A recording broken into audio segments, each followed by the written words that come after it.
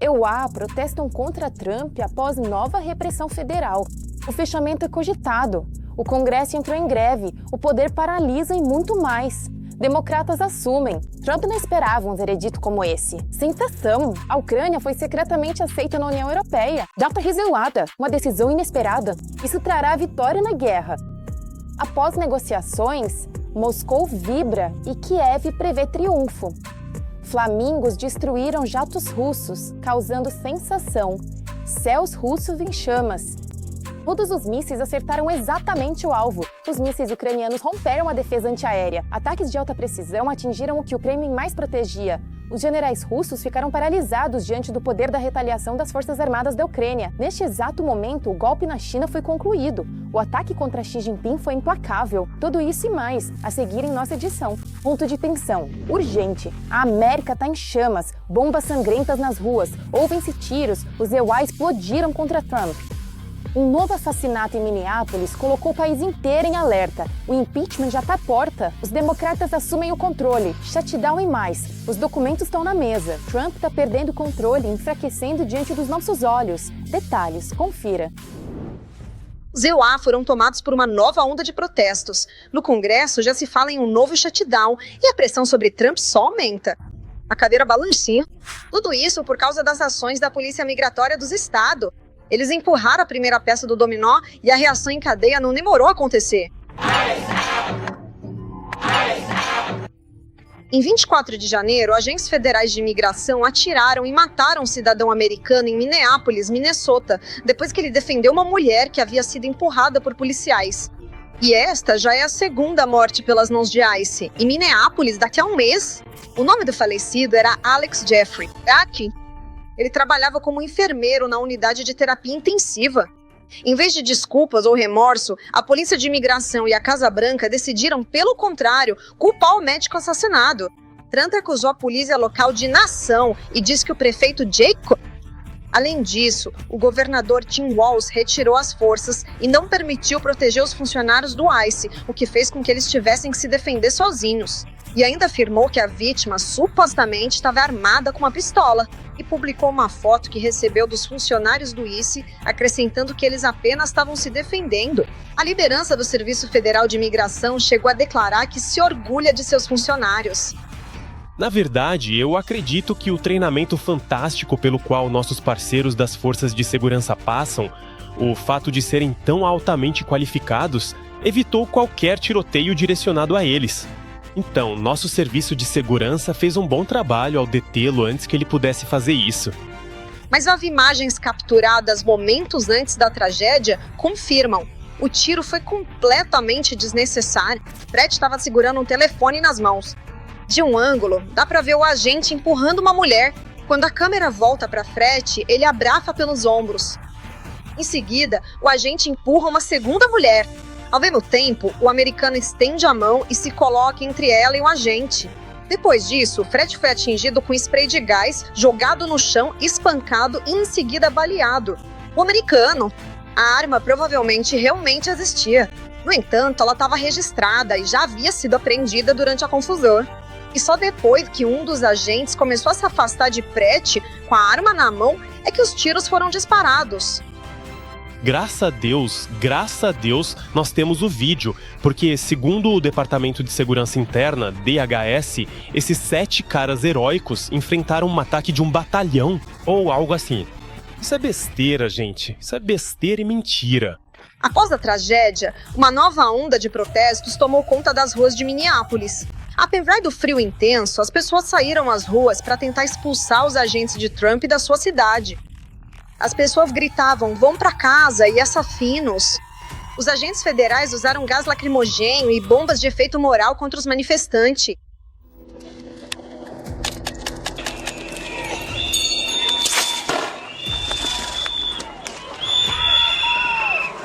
As ações do ICE também causaram indignação no Congresso, por causa do assassinato de um americano em Minnesota. Nos EUA, cresce a possibilidade de um novo shutdown. Os democratas declararam estar prontos para bloquear o pacote orçamentário caso continue o financiamento do Departamento de Segurança Interna. Em especial, cerca de 10 bilhões de dólares para o Serviço de Imigração e Controle Alfandegário. Entre as exigências dos senadores democratas está a implementação de mecanismos mais rígidos de controle sobre as ações dos agentes federais e o aumento da responsabilidade para evitar possíveis abusos. Donald Trump, por sua vez, aparentemente não vê problemas no assassinato do cidadão americano. Essa posição do presidente americano até começou a afastar dele alguns de seus colegas republicanos. Acho que as mortes de americanos, o que vemos na televisão, são profunda preocupação com relação às táticas e à responsabilização das agências federais. E tudo isso tendo como pano de fundo a intenção de Trump de ocupar a Groenlândia. Ele é informado diretamente de que isso levará ao seu impeachment. Assim, a cadeira do presidente americano balançou como nunca antes. A isso se soma um aspecto nada saudável do presidente americano. Em Davos, notaram novamente enormes hematomas nos braços de Trump. Da Casa Branca afirmam que não é nada grave, é questão de saúde. Donald Trump está com boa saúde. Ele só tem tendência a hematomas, já que toma aspirina diariamente para afinar o sangue, como seus médicos já haviam informado antes. Em Davos, Trump simplesmente bateu o braço na quina da mesa durante a assinatura do Estatuto do Conselho da Paz. O próprio presidente americano também garante estar com excelente saúde e de bom humor, mas tudo indica que o efeito dominó realmente foi desencadeado. E o risco de que Trump não chegue ao fim de seu mandato é extremamente alto. Ainda mais considerando que ele não tem interesse nenhum em ouvir críticas. O 47º presidente americano não tem nenhuma vontade de fazer isso.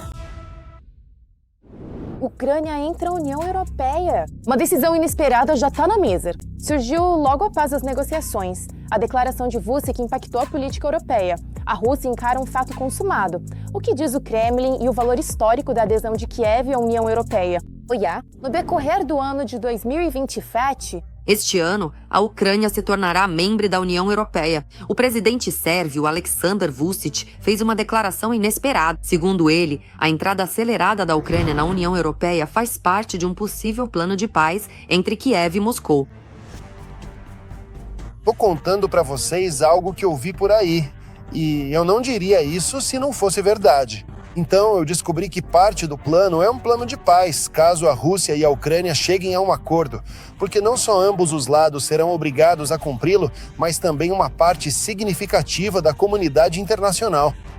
Uma das partes do plano é que a Ucrânia se torne membro da União Europeia. Estamos falando de um cenário sem precedentes de rápida integração europeia e da adesão da Ucrânia à União Europeia já em 1º de janeiro de 2027.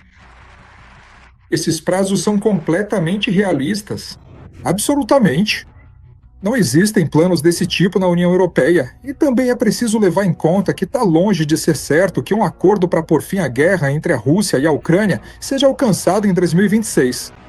Conversas sobre a adesão acelerada da Ucrânia à União Europeia são parte de uma campanha política falsa dos amigos do Kremlin. O premier húngaro Viktor Orbán usa esse tema na véspera das eleições. Essa é apenas mais uma de suas estratégias eleitorais bastante sujas e extremamente obscuras. Para assustar os húngaros, dizendo que a Ucrânia supostamente será aceita rapidamente na União Europeia. E todos os benefícios, preferências e subsídios. Os produtos agrícolas da União Europeia serão destinados exclusivamente à Ucrânia, porque o presidente sérvio, que tem uma relação especial com a Rússia, como Orbán, está repetindo isso. Porque a Sérvia também quer fazer parte da União Europeia, mas na verdade não quer jogar segundo as regras europeias. Mas o que realmente pode acontecer em 2027 é a prontidão da Ucrânia para ingressar na União Europeia. Segundo o presidente Volodymyr Zelensky, para Kiev é importante fixar uma data concreta de adesão à União Europeia diretamente no acordo de encerramento da guerra. De acordo com ele, isso permitirá obter garantias claras de segurança e evitar um possível bloqueio da adesão. Uma das garantias de segurança para a Ucrânia é a adesão à União Europeia. E é por isso que sempre dizemos: o 27º ano, Guitarros fala até os 30 anos. 2030 é uma data mais realista hoje em dia. A Comissão Europeia salienta que, apesar da guerra, a Ucrânia está a demonstrar progressos significativos. A comissária europeia para ampliação, Marta Kos, declarou anteriormente que Kiev está implementando ativamente reformas e deve se tornar membro da União Europeia o mais rápido possível, desde que cumpra todas as condições necessárias. Essa posição também é confirmada pelo representante da Comissão Europeia, Guillaume Mercier. Segundo ele, a Ucrânia já passou pelo escrutínio da legislação e está avançando nos pontos-chave.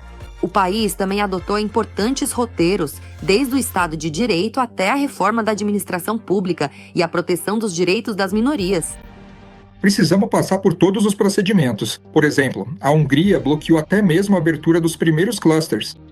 Mas, mesmo assim, as negociações começaram, negociações de conteúdo, e depois isso será formalizado juridicamente, a abertura e o fechamento desses clusters. São 30 temas de negociação ao todo. 3 dúzias e meia. Isso também leva tempo, normalmente 2 ou 3 anos. Depois vem a decisão política da União Europeia, o consentimento da Comissão Europeia, do Conselho Europeu e então a aprovação de cada país da União Europeia. Quanto à posição da Rússia, a Rússia é categoricamente contra a adesão da Ucrânia à OTAN. Mas agora as autoridades russas oficiais estão demonstrando, digamos assim, flexibilidade nesse ponto. Para a Ucrânia, a adesão à União Europeia não é apenas um passo para o desenvolvimento econômico, mas também um símbolo da ruptura definitiva com o passado soviético. E, nas condições atuais de guerra, funciona como uma garantia indireta de segurança. Sim, a União Europeia não é um bloco político-militar, não é uma aliança militar, mas, ainda assim, é uma união política. Se a Rússia ataca a Ucrânia, a União Europeia já está nos ajudando agora. Atualmente, esse é o nosso principal parceiro, que nos oferece apoio econômico, financeiro e militar. E se formos parte dele, então mais ainda.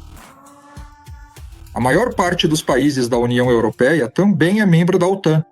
Isso representa um risco, ainda que não direto, mas indireto para a Rússia, de entrar em conflito com a OTAN. Em segundo lugar, a adesão da Ucrânia à União Europeia, como mostra a experiência de muitos países da Europa Oriental e Central, especialmente da Polônia, traz grandes benefícios econômicos para o país que entra no bloco. A Ucrânia continua demonstrando disposição para uma integração acelerada à Europa, mas a decisão principal ainda cabe à própria Europa. Será que toda a União conseguirá concordar com uma data concreta para adesão? Hoje, há países que tradicionalmente bloqueiam o processo. Hungria e Eslováquia. São justamente eles que têm as chaves para uma integração europeia acelerada. Mas o mapa político da Europa não é estático. Até 2030, esses países passarão por eleições. As cadeiras parlamentares podem mudar e, com elas, as posições das forças de bloqueio.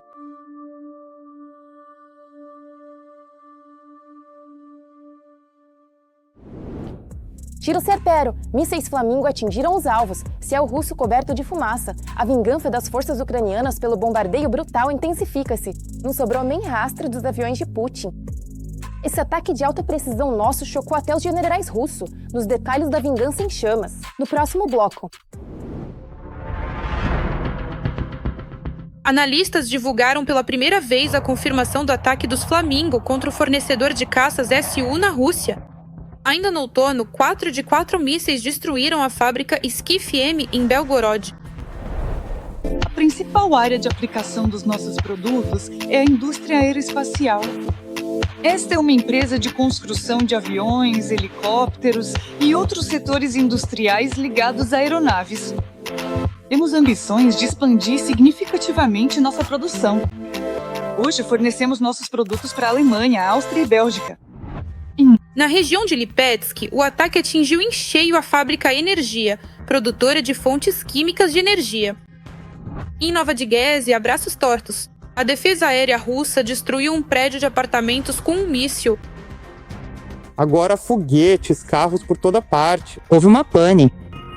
Algo entrou voando e todas as minhas janelas estouraram junto com os estilhaços de vidro. Resumindo, chegou. Em resumo, estas são as nossas casas. Entendido. No carro, no estacionamento, tudo tá pegando fogo. Após o ataque à usina termoelétrica em Belgorod, mais um blackout. O governador não sabe como resolver o problema e pede que os moradores saiam da cidade.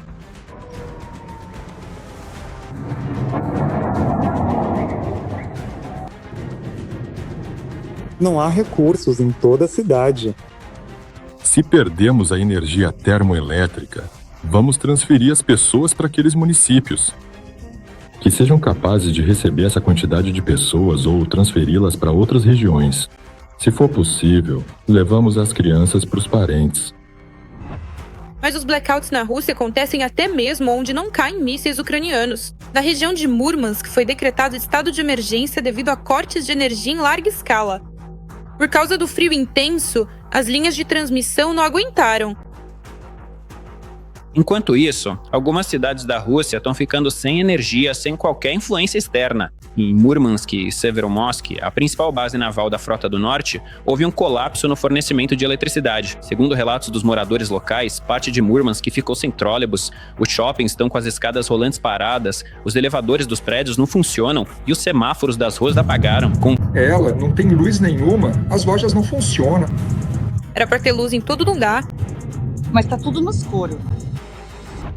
No Krai de Krasnodar é um Armagedon. Falta o conforto da civilização e combustível para geradores. Apocalipse em Belorechensky. Sem luz, sem água, nada funciona em lugar nenhum. Tá tudo ferrado. Estão em busca de gasolina. Belorechensky, 2 de janeiro. Esse é o único posto onde ainda tem gasolina. Espero que dê pra gente, que consigamos aguentar essa fila. Já estamos aqui há uma hoje. O verdadeiro apocalipse também chegou a Kamchatka. A neve tá literalmente soterrando prédios inteiros. O que as autoridades estão fazendo nesse momento? Ninguém sabe. Nem sequer tentam salvar as pessoas. Os moradores deste prédio, nem sei se tiveram sorte ou não, mas pelo menos não vão precisar fazer esforço extra para chegar em casa. Basta sentar no bumbum e descer. Nas perninhas, no bumbum, na verdade. E pronto, chegou. Como é que isso parece por dentro? Um buraquinho. É simplesmente uma prisão de neve para as pessoas. É como se fosse dentro do prédio. Entrar não é problema. Mas sair por essa ladeira, escorregar sentado não é difícil. Que situação! Pronto, liberdade.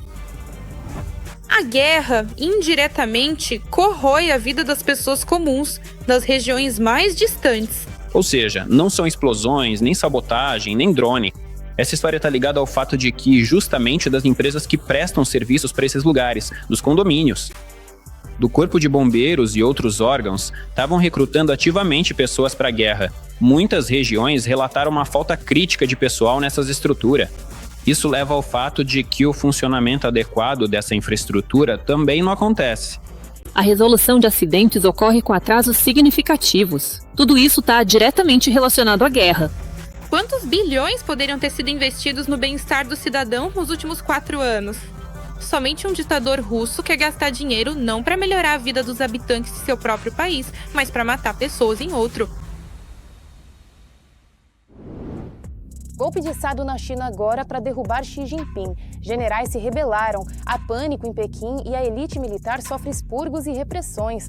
Como a Hamel pode se tornar refém das crises da China?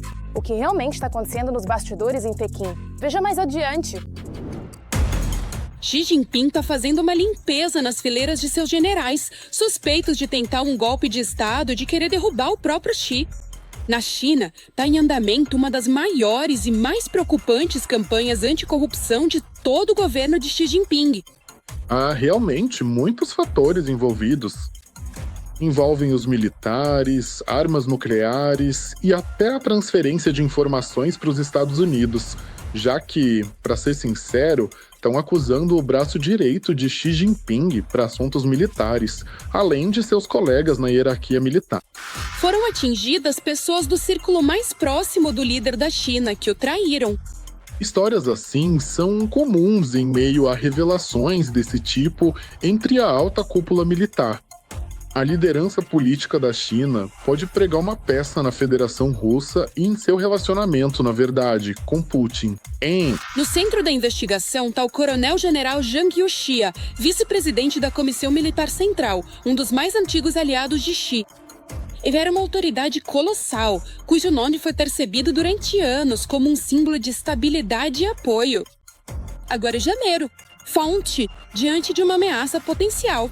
O Ministério da Defesa chinês suspeita que Zhang Youxia tenha violado a disciplina e a lei, ou, mais precisamente, tenha cometido corrupção. Os serviços secretos da China já chegaram, confiscaram os telefones celulares e estão examinando minuciosamente as comunicações e contatos deles para verificar. Novamente, se houve traição ao Estado, talvez por algum grupo de militares. O general Liu Jinli foi colocado sob investigação, chefe do Estado-Maior Conjunto do EPL, responsável pelo planejamento operacional, inteligência, logística e treinamento de combate do exército chinês. Ele era amigo da família de Xi Jinping. Mesmo durante a Guerra Civil, seus pais lutaram juntos e, de fato, esse homem fazia parte da casta dos intocáveis, como eram chamados na China, e os chamados príncipes. O general Liu Zhengyi é uma figura-chave no comando militar. Sua estrutura desempenha um papel importante no Ministério da Defesa, desde o planejamento de operações até a preparação para possíveis guerras. Havia também uma pergunta sobre Taiwan e também uma pergunta sobre o confronto geopolítico e geomilitar com o principal oponente, os Estados Unidos da América. Pelo menos 9 generais perderam seus cargos até outubro de 2025. Se Zhang Youxia for oficialmente destituído, ele se tornará o militar em atividade de mais alta patente afastado por Xi em todo o seu governo. Circulavam informações sobre o programa nuclear da China. Quão grande ele é? Qual o ritmo de produção de mísseis nucleares e quais arsenais atualmente são reais na China? E o que era transmitido era, antes de tudo, informações sobre os Estados Unidos da América. Um detalhe interessante e picante é que a última vez que Zhang Youxia foi visto foi durante negociações públicas, ainda em novembro de 2025, em Moscou, na Federação Russa.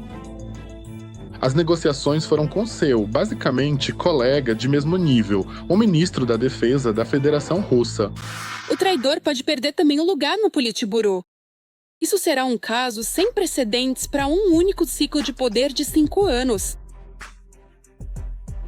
O braço direito de Xi Jinping para assuntos militares. E já, digamos assim, desde a Guerra do Vietnã, colaborava muito de perto naquela época com a União Soviética. Ou seja, as conexões ainda da União Soviética. Na opinião de especialistas, o que está acontecendo pode ser não só uma possível preparação para a invasão de Taiwan, mas também uma dura consolidação interna. O líder da China entende que um exército fora de controle pode se voltar contra ele próprio. Um escândalo desse tipo se soma a uma certa deslealdade. Militares, parte dos militares, que formulam de maneira mais dura, mais agressiva, a necessidade de conduzir a linha de política externa da China. É notável que até mesmo oficiais responsáveis pela direção de Taiwan foram atingidos pelas purgas. Xi Jinping percebeu que seu exército, devido à corrupção local, não está pronto para uma operação em grande escala contra a ilha. Para a Ucrânia, esses processos não têm um caráter direto, mas são estrategicamente importantes. A China também é um jogador neutro pró-Rússia, que, embora não abertamente, apoia o Kremlin econômica e diplomaticamente.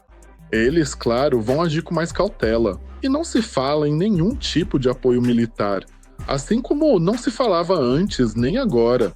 Esse assunto não será discutido. Talvez até a China tire certas conclusões a respeito. O fornecimento de bens de uso duplo vai se tornar mais complicado. Logisticamente, para que a China não possa ser acusada diretamente de apoiar a Federação Russa, Xi Jinping não confia mais em Putin. Agora, as grandes purgas, o caos administrativo e o atraso na modernização militar enfraquecem temporariamente Pequim como retaguarda potencial para a Rússia de Putin durante a guerra com a Ucrânia.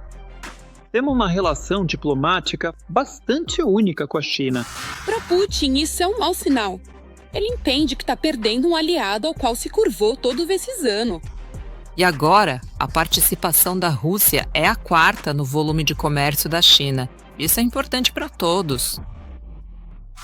Diante de tudo isso, Moscou vai perder apoio em um período já tão difícil e de crise relacionado à guerra.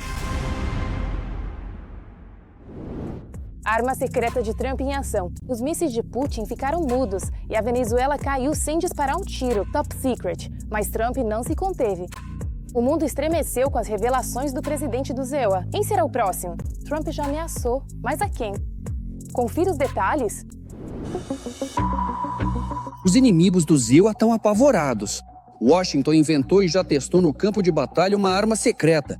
Segundo Donald Trump, a primeira utilização ocorreu durante a operação para capturar o ditador venezuelano Nicolás Maduro. Descompressor. Você não pode falar sobre isso. Eles nunca conseguiram lançar seus mísseis. Eles tinham mísseis russos e chineses, e nenhum deles funcionou. Entramos, eles apertaram os botões, mas nada funcionou. Eles estavam completamente preparados para o nosso ataque. A palavra descombobulator, traduzida do inglês, significa confundir ou desorientar. Após o pronunciamento do chefe da Casa Branca, o Pentágono também confirmou a existência da nova arma. Letalidade na velocidade da luz, domínio da energia direcionada. Sabe-se muito pouco sobre a nova arma. Segundo relatos da mídia americana, além dos efeitos sobre a tecnologia mencionados por Trump, o dispositivo desorientador também afeta as pessoas.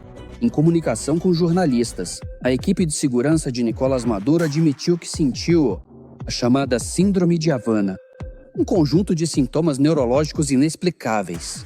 Tontura, náusea, dores de cabeça e problemas de audição. Estávamos em alerta, mas de repente todos os nossos sistemas de radar desligaram sem qualquer explicação. A próxima coisa que vimos foram drones.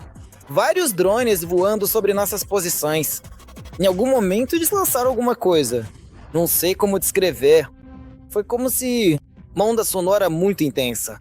De repente, senti como se minha cabeça tivesse explodido por dentro. Todos nós tivemos sangramento nasal. Alguns vomitaram sangue. Caímos no chão, sem conseguir nos mexer. Os ZEUA não estão escondendo isso. As armas testadas com sucesso em Caracas poderiam posteriormente ser direcionadas contra Pequim e Moscou. Há 3 noites no centro de Caracas, Venezuela, quase 200 dos nossos melhores combatentes americanos partiram para o Cazaquistão, em direção ao centro da cidade. Parece que a defesa aérea russa não funcionou muito bem, não é? Mas os Estados Unidos estão longe de estar unidos em seus desenvolvimentos. A maioria das potências avançadas está investindo ativamente no desenvolvimento das armas do futuro. Canhões a laser, como sistemas de defesa antiaérea, são capazes de derrubar tanto pequenos drones quanto mísseis e grandes aviões.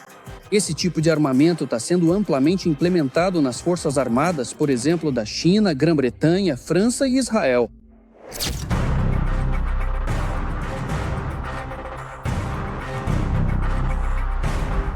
Em 2023, o Japão foi o primeiro no mundo a testar os chamados Railguns. Essa é uma arma em que, em vez de pólvora para dar velocidade inicial ao projétil, utiliza-se um campo magnético.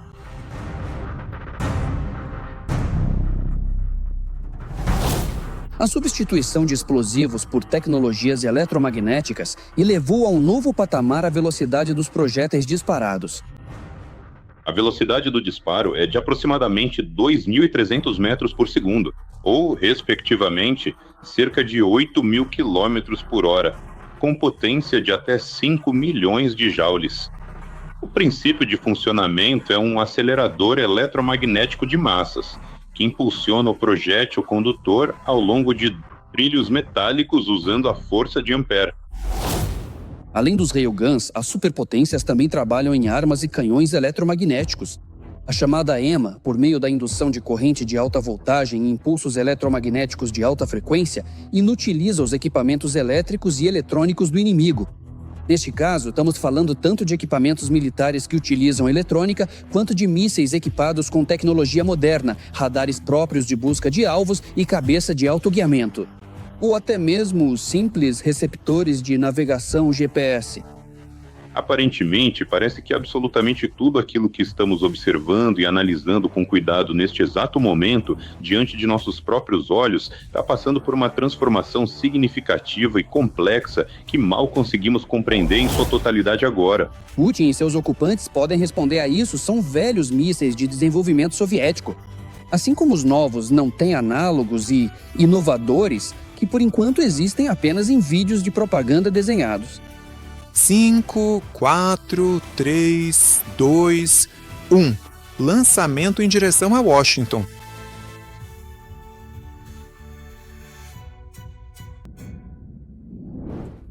A Interpol trabalha para o Kremlin. Vazamento chocante. Milhares de documentos secretos ocultavam o esquema sujo da Rússia. Essa política sem fronteiras. Como Moscou assumiu o controle da Interpol e quem está acobertando essa loucura? Olhar.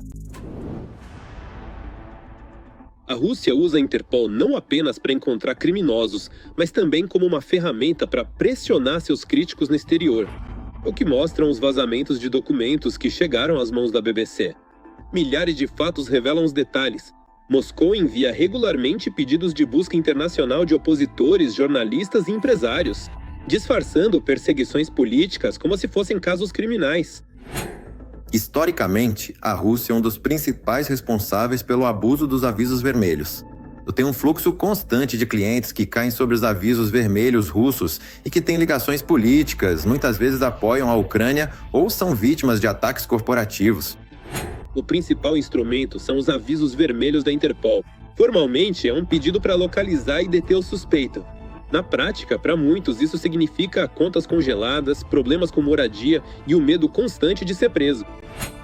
Quando um aviso vermelho é emitido contra você, sua vida muda completamente. É uma tensão nervosa constante, o tempo todo. A polícia pode invadir sua casa a qualquer momento. Por isso, você se sente como um rato encurralado. É estresse, nervosismo, pressão, ilegalidade que te impõem e que destrói famílias. Igor Pestrikov, um empresário, é um dos que estão presos nesse sistema. Após o início da guerra, ele fugiu da Rússia para a França e logo descobriu que Moscou o havia incluído na lista de procurados da Interpol. Em relação aos prisioneiros, sempre houve e sempre haverá prisioneiros em todos os países. Não há necessidade de cometer crimes. E se escondem atrás da atividade política. Segundo ele, antes disso, as autoridades russas o pressionaram, exigindo que ele parasse de exportar seus produtos e passasse a trabalhar apenas para o mercado interno. Ele se recusou, inclusive por motivos morais. Depois disso, seus ativos na Rússia foram nacionalizados e ele foi acusado de crimes financeiros.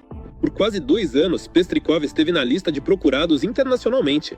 Só depois de uma queixa ao órgão independente de supervisão da Interpol, o caso dele foi reconhecido como politicamente motivado e a busca foi cancelada. A Interpol se mostrou uma estrutura extremamente corrupta. O ex-chefe da Comissão de Controle de Arquivos da Interpol está atualmente preso em Tarifa, sob investigação. Porque, na prática, ele vendia por enormes quantias de dinheiro a possibilidade de remover certos criminosos de verdade do banco de dados de procurados da Interpol. Mas o vazamento mostra que existem centenas de histórias assim. Nos últimos 11 anos, a Interpol recebeu mais reclamações contra a Rússia do que contra qualquer outro país do mundo.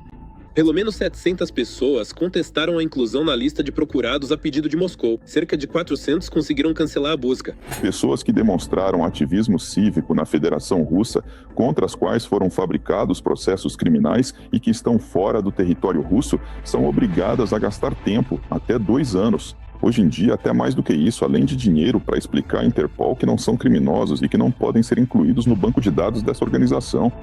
Jornalistas descobriram que, mesmo quando a Interpol rejeita pedidos oficiais, a Rússia usa canais internos da agência para secretamente solicitar informações sobre pessoas no exterior. Eles continuam usando isso muito bem e tranquilamente, porque é conveniente para eles depois de 2022. Para mim, como advogada, o número de pedidos de cidadãos russos para ajudar na remoção de dados da Interpol aumentou várias vezes. Ou seja, não aumentou para 2 ou 3 casos, mas sim várias vezes ao dia ou ao mês, realmente em grande escala. Relatórios internos da Interpol confirmam que a liderança da organização sabia dos abusos sistemáticos por parte da Rússia. Mas apesar das verificações adicionais, a maioria dos pedidos russos continuava passando pela filtragem. Além disso, em 2025, parte das restrições contra a Rússia foi silenciosamente revogada. A Interpol nega as acusações e afirma que protege o sistema contra abusos políticos. Os advogados dizem o contrário. Contornar esses mecanismos ainda é fácil. Segundo o próprio Igor Pestrikov, hoje basta um único pedido para transformar qualquer pessoa em criminoso internacional, mesmo que sua única culpa seja discordar do Kremlin. É isso. E para mais notícias quentes da linha de frente, fique ligado no próximo episódio.